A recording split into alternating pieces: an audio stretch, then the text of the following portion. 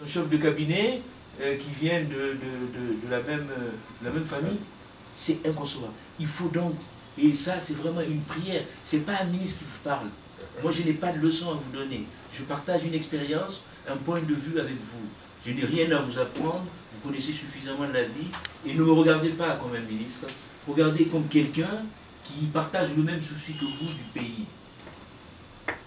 Entendez-vous. Dites à vos partis, nous vous soutenons, nous irons voter pour vous. L'opposition, le pouvoir.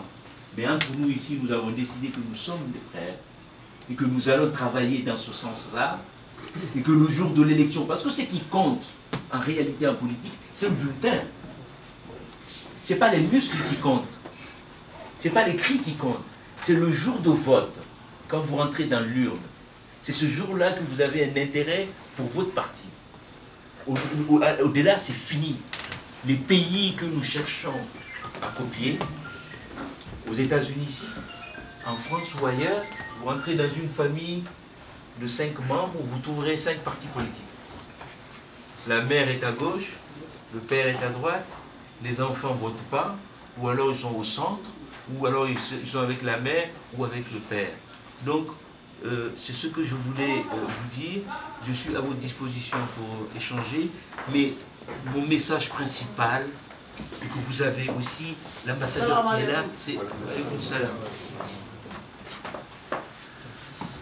Et de veiller, moi je vous fais cette promesse, que toutes les structures guinéennes à New York, je fais confiance à tous ceux qui sont dans cette salle et à leur bonne volonté.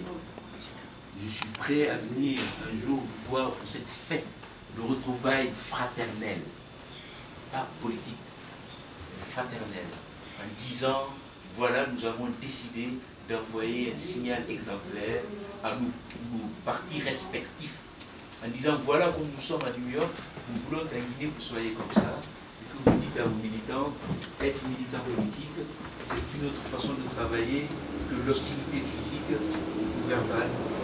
Je vous remercie.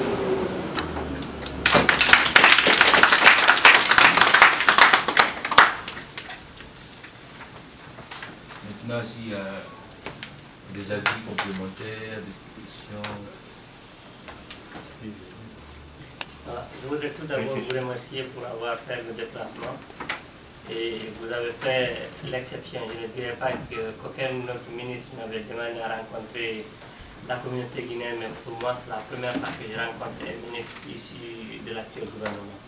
Donc, je vous en remercie. Et comme vous allez le constater, on est peut-être agressif verbalement, mais on n'est pas agressif physiquement. Et nous ferons le nécessaire pour ne pas vous agresser verbalement. Je voudrais faire un petit commentaire avant de poser mes questions.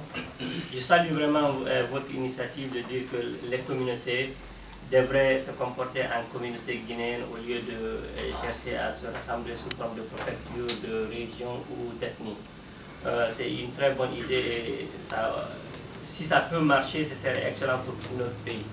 Mais je crois que cela serait plus facile à faire si chacun acceptait de dénoncer l'injustice, quel que soit son bord ou son origine. Mais ce que nous constatons à New York ici, on ne dénonce l'injustice que quand c'est sur soi.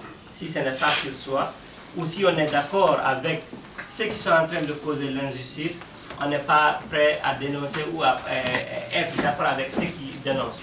Donc c'est ce qui rend difficile un peu la fraternité entre Guinéens, ça c'est mon avis personnel. Maintenant, je voudrais venir aux questions. Je ne sais pas combien de questions je suis permis de poser, je vais commencer par 2.